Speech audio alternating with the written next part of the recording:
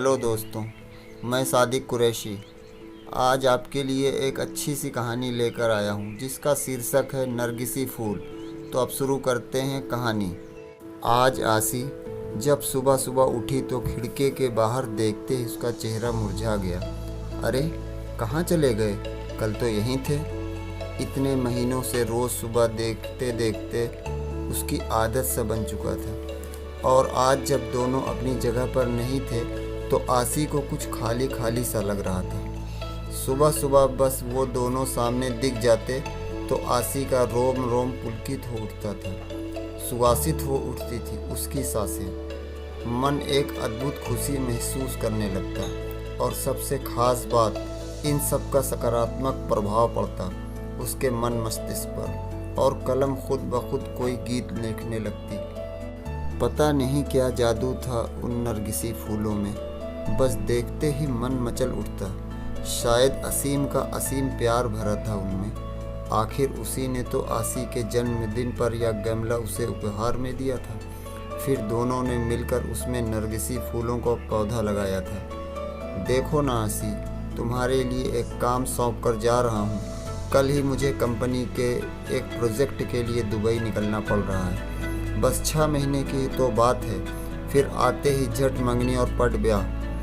बस अब तक मेरी यादों में इस पौधों में संजोती रहना। असीम को आसी को बातों में उलझाना बड़े अच्छे से आता था। असीम बेशक चला गया, लेकिन आसी हर रोज़ बड़े अरमानों से उस पौधों को सींचती रही। आसी की खुशी का उस वक्त ठिकाना नहीं था जब वह एक रोज़ सुबह उठी और उसने पौधे पर 2 फूल खिले हुए देखे, पीले रंग के। दोनों फूल बिल्कुल एक दूसरे से जुड़े हुए थे, आसी और असीम की तरह। आसी रोज़ उन फूलों को निहारती रहती और असीम को याद करती।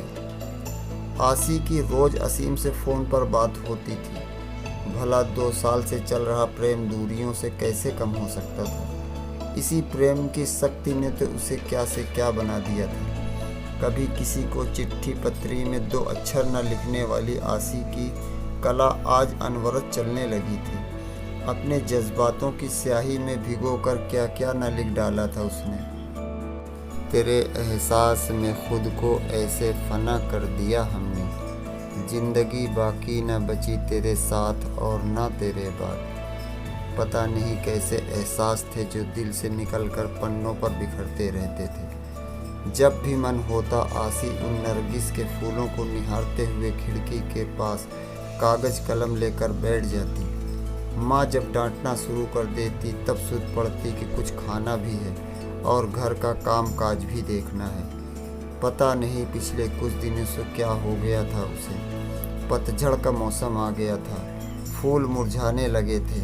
माली से पूछकर खाद पानी भी डाला।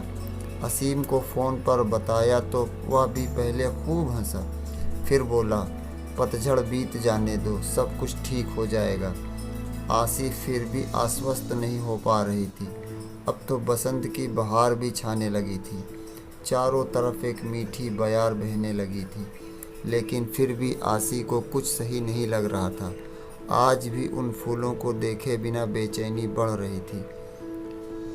आसी कागज़ कलम फेंक कर बाहर आ गई थी और गमले के आसपास ही चहलकदमी करने लगी। कुछ समझ नहीं आ रहा था कि क्या हो रहा है।